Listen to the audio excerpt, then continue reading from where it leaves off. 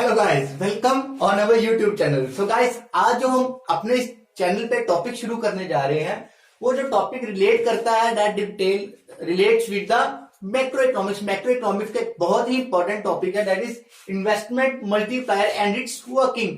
आज की इस वीडियो में हम क्या करेंगे, इन्वेस्टमेंट मल्टीप्लायर की बात करेंगे। जो इसकी वर्किंग है वो हम नेक्स्ट वीडियो में कवर करेंगे। सो गाइस, टॉपिक को शुरू करने से पहले अगर तक अभी आपने हमारे इस चैनल को सब्सक्राइब नहीं किया तो गाइस जल्दी से हमारे इस चैनल पर जाइए और जाके इस चैनल को सब्सक्राइब कीजिए ताकि आपके तक हमारी लेटेस्ट से लेटेस्ट वीडियोस पहुंचती रहे। सो गाइस, शुरू करते हैं आज का ये topic, investment multiplier. So guys, investment multiplier जो है वो केन्जियन की जो थ्योरीज है, theories related to income output and employment की बहुत ही इंपॉर्टेंट टॉपिक है। उसमें बहुत ही इंपॉर्टेंट रोल प्ले कर रहा है एक investment multiplier. Guys, investment multiplier है क्या? गाइस, केन्जियन क्या बोलता है कि इन्वेस्टमेंट मल्टीप्लायर क्या है कि जब हम इन्वेस्टमेंट करते हैं, जब हम क्या करते हैं, इन्वेस्टमेंट करते हैं किसी इकोनॉमी में, तो इन्वेस्टमेंट करने से क्या होगा, इनकम में चेंज होगा। इनकम क्या होगी, इनकम भी चेंज होगी, इनकम भी इंक्रीज होगी। जब इन्वेस्टमेंट इंक्रीज होगी और इनकम भी क्या होगी, इंक्रीज होगी।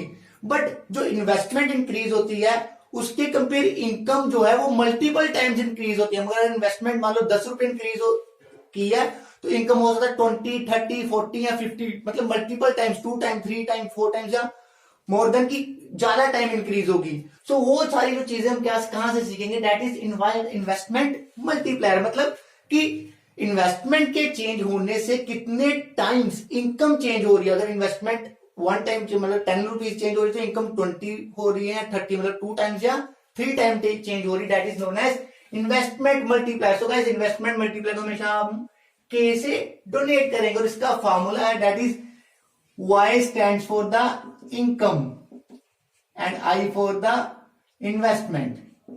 ठीक है guys, and that is delta y, that is change in income divided by change in investment। कि हम कितनी इनकम हमारी चेंज हो रही है इन्वेस्टमेंट के चेंज होने से, that is known as investment multiplier. की कभी भी इकोनॉमी में हम इन्वेस्ट करते हैं तो उस इन्वेस्टमेंट के बाद कितने टाइम हमारी क्या होगी, इनकम क्या होगी, इंक्रीज होगी। कितने टाइम्स इनकम इंक्रीज हो, मान लो मैंने इन्वेस्टमेंट करी, इंक्रीज करी अपनी 10 रुपीज, ठीक है, तो मेरी जो इनकम में चेंज हुआ दैट इज 30। उस केस में जो मेरा इन्वेस्टमेंट मल्टीप्लायर हुआ दैट इज 3 टाइम्स। की मेरी इन्वेस्टमेंट से कितने टाइम इनकम इंक्रीज हो रही है, 3 टाइम इनकम क्या हो रही है गाइस, इंक्रीज हो रही है।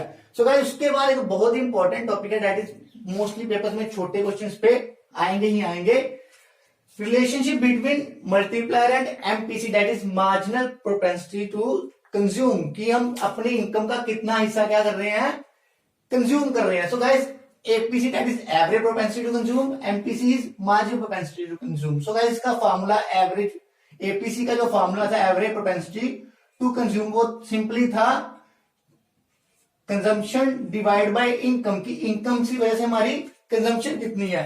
अगर एमपीसी की बात करें सो गाइस, उसको हम बोल सकते हैं that is change in consumption due to change in income. की इनकम की चेंज होने से कितना इन्वेस्टमेंट में चेंज हो रहा है। So guys, Y stand for the income. हमेशा Y जो गाइस इक्वल होती है वो होती है C plus I, C plus I. C का मतलब यहां पे आएगा इस कंजम्पशन एंड I का मतलब आ गया इन्वेस्टमेंट। C यहां पे आ गई कंजम्पशन, मतलब जब हम इनकम को अर्न करते हैं उसको उसके 2 डिवाइड पार्ट हो जाते हैं।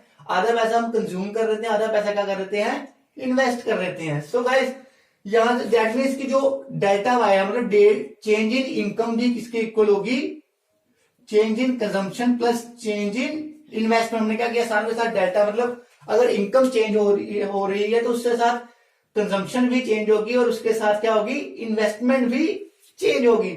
सो गाइस, हम बोल सकते हैं कि जो चेंज इन इन्वेस्टमेंट है, चेंज इन इन्वेस्टमेंट है, इधर इसको इस साइड पे ले आए, change in income minus that is change in consumption.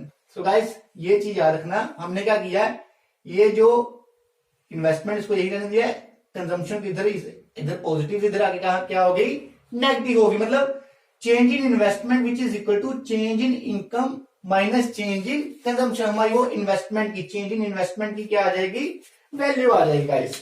ठीक है गाइस, उसके बाद हमारे पास है फॉर्मूला था इन्वेस्टमेंट मल्टीप्लायर का। हम क्या करेंगे, K is equal to that is change in income due to change in investment. Guys हमने चेंज इन इन्वेस्टमेंट यहां पे ले रखी है, हम क्या करेंगे इस चेंज इन इन्वेस्टमेंट की हम ये वैल्यू भी पुट यहां पे कर सकते हैं। चेंज इन इन्वेस्टमेंट हमारी थी change in income due to change in consumption. So हम यहां पे ऐसे लिख सकते हैं इसको के which is equal to change in income due to change in income minus change in consumption. ये आई की वैल्यू है, चेंज इन इन्वेस्टमेंट की वैल्यू है।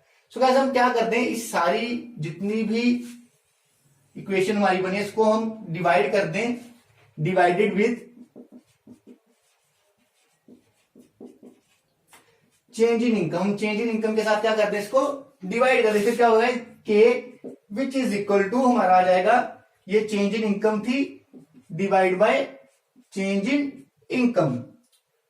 नीचे गाइस आ गया हमारा change in income divide by change in income minus change in consumption divide by change in income. So guys ये change in income change in cut के कितना गया 1, ये भी इनकम कट के 1 आ गया। सो गाइस हमारी के की वैल्यू भी क्या बन जाएगी, देखो 1/1 minus guys change in consumption divided by change in income. वो किसके इक्वल थी, हमने यहां पे लिखा था एमपीसी। एमपीसी क्या है, change in consumption divided by change in income की इनकम के चेंज होने से कंजम्पशन कितनी चेंज हो रही है, which is equal to MPC. So guys हम क्या बोल सकते हैं कि जो के है इन्वेस्टमेंट मल्टीप्लाई वो इस फॉर्मूला से भी सॉल्व कर सकते हैं, दैट इज 1/1 माइनस एमपीसी। मतलब के की वैल्यू कितनी 1/1 माइनस एमपीसी। इस फॉर्मूले से भी हम इन्वेस्टमेंट मल्टीप्लायर को सॉल्व कर सकते हैं। जहां गाइस क्या होता है कि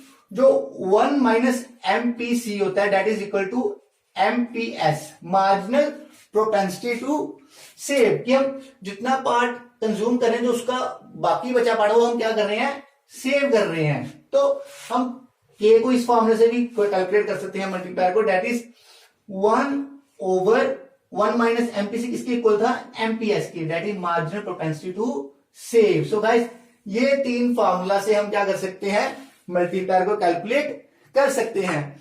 हम किससे कर सकते हैं, सबसे पहला जो फॉर्मूला था that is K is equal to change in income due to change in investment. Second था जो मार्जिनल प्रोपेंसिटी टू कंज्यूम के साथ रिलेट करता है that is K is equal to 1/1 minus MPC. MPC is marginal propensity to consume. And third one is K which is equal to 1/MPS, that is marginal propensity to save. Formula number 1 था, 2 था, 3 था। सो guys ये 3 formulas use करके हम क्या करेंगे इस chapters के न्यूमेरिकल को सॉल्व करेंगे। सो गाइस आज की वीडियो के लिए इतना ही था। जो नेक्स्ट इसकी वर्किंग है वो हम क्या करेंगे नेक्स्ट वीडियो में कंप्लीट करेंगे। आई होप आप सबको ये सारा समझ आ गया होगा। So guys please stay at home, stay happy and stay healthy guys.